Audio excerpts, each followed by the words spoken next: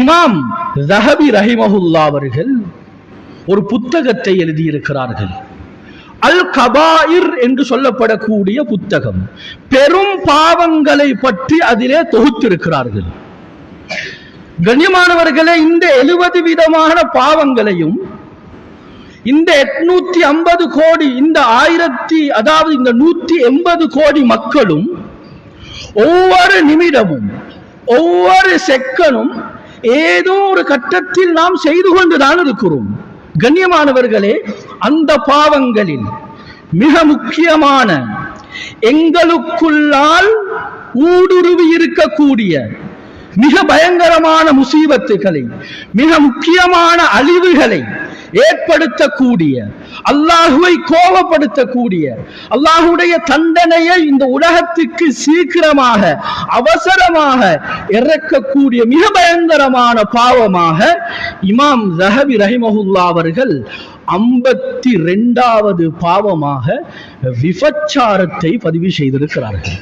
கண்ணியமான சகோதரர்களே, உலகளாவிய ரீதியில் அது அரபி நாடுகளும் விதிவிலக்கு கிடையாது, படித்தவர்களும் விதிவிலக்கு கிடையாது, யாருமே இதில் விதிவிலக்கு கிடையாது. கண்ணியமானவர்களே, இந்த பாவத்துக்கு அடிமையாகாமல் யாரும் இல்லை. நாம் நினைக்கிறோம் விபச்சாரம் என்றால் ஒரு விடுதியில் ஒரு தனி அறையில் ஒரு ஆணும் ஒரு பெண்ணும் தகாத முறையில் ஈடுபடுவதுதான் விபச்சாரம் என்று நாம் நினைக்கிறோம். இதுதான் விபச்சாரம். மார்க்க அறிஞர்கள் இதனை 2 வகையாக பிரிப்பார்கள். ஒன்று அஸ்ஸினல் ஹகீகியு, தகாத ஒரு ஆணும் தகாத ஒரு பெண்ணும் தனிமையில் தன்னுடைய ஆசைகளை பூர்த்தி செய்வது. இது முதலாவது வகை. இதில் நாம் விதிவிலக்கு செய்யலாம், இதில் நாம் ஈடுபடவில்லை என்று அதிகமானவர்களுக்கு சொல்லலாம். ஆனால் சகோதரர்களே, சமகாலத்தில் 2வது வகை இருக்கிறது. அஸ்ஸினல் மஜாசியு என்று சொல்வார்கள். உடம்பு ரீதியாக தனிமையில் அறைக்கு செல்லாமல், கண்ணியமானவர்களே, அந்த விதிவிலக்கை விட்டும் அப்புறமாக சாதாரண சில செயற்பாடுகளின் மூலமாக, கண்ணின் மூலமாக, காதின் மூலமாக, வாயின் மூலமாக, கையின் மூலமாக, உள்ளத்தின் மூலமாக, காலின் மூலமாக இந்த பாவத்தை லேசாக செய்யலாம். அப்படித்தான் இன்று நாம் எங்களுடைய வாலிபர்களும் அதிகமாக வாலிப பெண்களும் அதிகமாக வயோதிபர்களும் யாரில் இதை விதிவிலக்கு செய்ய முடியாத அளவுக்கு இந்த பாவம் எங்களுடைய ஒவ்வொருவருடைய வீடுகளுடைய அறைகளிலும் இந்த பாவம் ஊடுருவி இருக்கிறது. சொன்னார்கள் ஸல்லல்லாஹு அலைஹி வஸல்லம், தெளிவாக கேட்போம். சொன்னார்கள் ஸல்லல்லாஹு அலைஹி வஸல்லம், இன்னல்லாஹ கதப அலா இப்னி ஆதம ஹவ்வம் மினஸ் ஸினா. அல்லாஹு தஆலா ஆதமுடைய மனிதனுக்கு விபச்சாரத்துடைய ஒரு பகுதியை அல்லாஹ் எழுதி விடுகிறான்.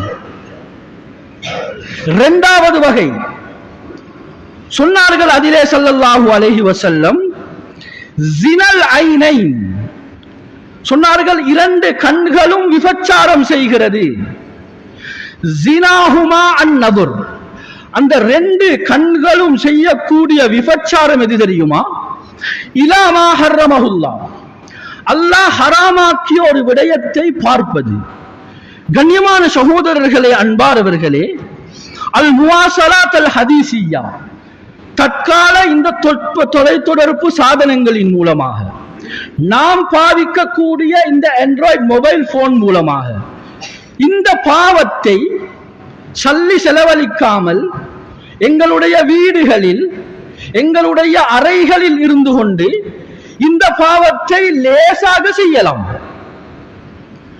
கண்ணியமானவர்களே, மார்க்க அறிஞர்கள் சொல்வார்கள், இந்த 2 கண்களுடைய விபச்சாரம் ஹராமானவற்றை பார்ப்பது. இன்றைக்கு எங்கட சோசியல் மீடியால, இந்த FBல, இந்த டிக்டாக்ல, இந்த யூடியூப்ல, இந்த இன்ஸ்டாகிராம்ல இன்னொரு என்ன தொடர்பு சாதனங்கள் சகோதரர்களே, தொடர்ந்தாலே காலை அந்தில மாலையில 6 மணியிலிருந்து இரவுல 12 மணி வரை, அல்லது 1 மணி, அல்லது இன்னும் சிலர் 3 மணி, அல்லது இன்னும் சிலர் காலையில 6 மணி வரைக்கும் சகோதரர்களே இந்த பாவத்தை சர்வ சாதாரணமாக லேசாக செய்து கொண்டிருக்கிறார்கள்.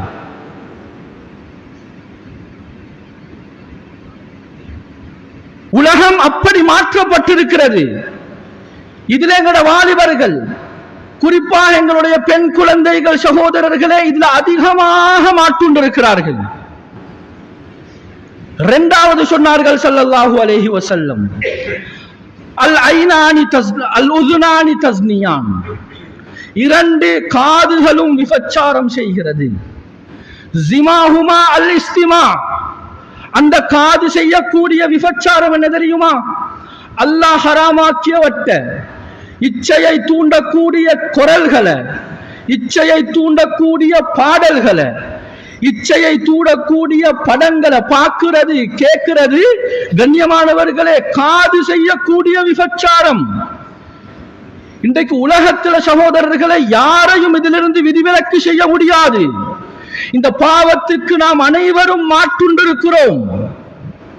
யாராவது தைரியமாக சொல்ல முடியுமா இந்த பாவத்தை நான் செய்வதில்லை, இதனை நாம் தொடுவதில்லை என்று சொல்லக்கூடிய அளவுக்கு, சொல்ல முடியாத அளவுக்கு சகோதரர்களே எங்களுக்குள்ளால் இந்த பாவம் ஆட்கொண்டிருக்கிறது.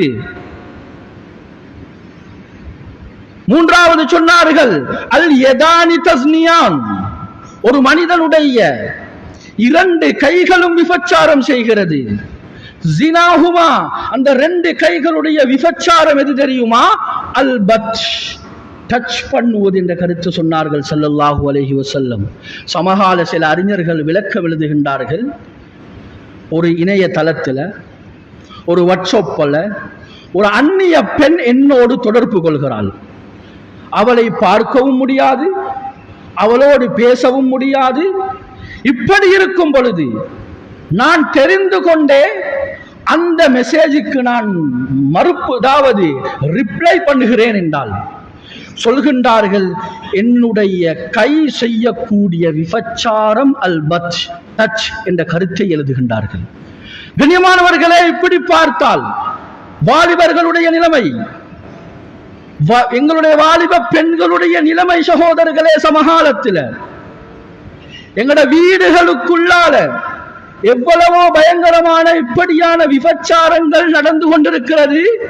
ஆனால் சகோதரர்களே, அது விபச்சாரம் என்பதும் ஒரு வகை என்பதும் எங்களுக்கு தெரியாது. கண்ணியமானவர்களே, மேலும் எழுதுகின்றார்கள், அல் ஃபம், வாய் விபச்சாரம் செய்கிறது. ஜினாஹு, அந்த வாயுடைய விபச்சாரம் எது தெரியுமா? அன்னுதுக், ஒரு மோசமான பாடலை படிக்கிறான், ஒரு மோசமான இச்சை ஊட்டக்கூடிய ஒரு வார்த்தையை பேசுகிறான். கண்ணியமானவர்களே, இதெல்லாம் எங்களுடைய வாய் செய்யக்கூடிய விபச்சாரம் என்ற கருத்தை ஸல்லல்லாஹு அலைஹி வஸல்லம் அவர்கள் தெளிவுபடுத்தி இருக்கிறார்கள். மேலும் சொன்னார்கள், அர்ரிஜிலான், ஒரு மனிதனுடைய 2 கால்களும் விபச்சாரம் செய்கிறது.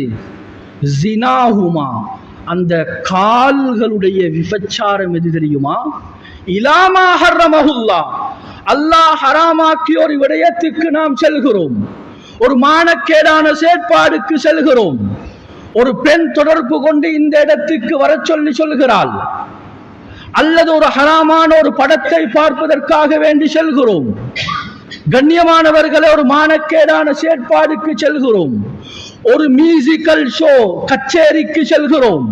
கண்ணியமானவர்களே, எங்களுக்கு தெரியாமலே எங்களுடைய கால்கள் விபச்சாரத்துக்கு நடந்து கொண்டிருக்கிறது.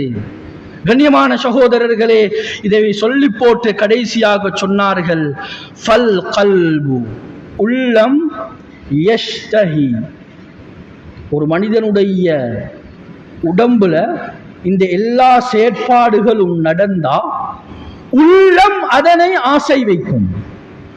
உள்ளம் ஆசை வைத்தால் வல் ஃபர்ஜு யுஸத்திகு அவ் யுகذிப் சொன்னார்கள். ஒரு மனிதனுடைய அவம் ஒரு மனிதனுடைய மர்மஸ்தானம், அது ஆணோ பெண்ணோ யாராக இருந்தாலும் நிச்சயமாக இதை உண்மைப்படுத்தும் அல்லது பொய்ப்படுத்தும் என்ற கருத்தை ஸல்லல்லாஹு அலைஹி வஸல்லம் தெளிவுபடுத்தி இருக்கிறார்கள் என்றால், கண்ணியமான சகோதரர்களே, அன்பான நண்பர்களே, வாலிபர்களே, இந்த நாட்டில் வாழக்கூடிய 23 லட்சம் முஸ்லிம்கள் நாம், ஒரு கணக்கெடுக்கின்படி சொல்கிறது, எங்களுடைய சனத்தொகையை விடவும் 2 கோடி வாழ்கிறோம், 2 கோடியை விடவும் 4 மடங்கு ஆண்ட்ராய்டு மொபைல் போன்கள் இந்த நாட்டில் யூஸ் பண்ணப்படுது. தேவைக்காக வேண்டி அது வேறு விடயம். தேவையில்லாத இப்படியாப்பட்ட பாவங்களுக்காக வேண்டி அதிகமான பெற்றோர்கள் நாம் எங்களுடைய குழந்தைகளுக்கு வாங்கி கொடுத்திருக்கிறோம். அல்லது வாங்கி கொடுக்கப்பட்ட போன்களை சகோதரர்களே நாம் மௌனமாக இருந்து அங்கீகரித்திருக்கிறோம் என்றால் நாமும் பாவத்துக்கு உடந்தையாக இருக்கிறோம்.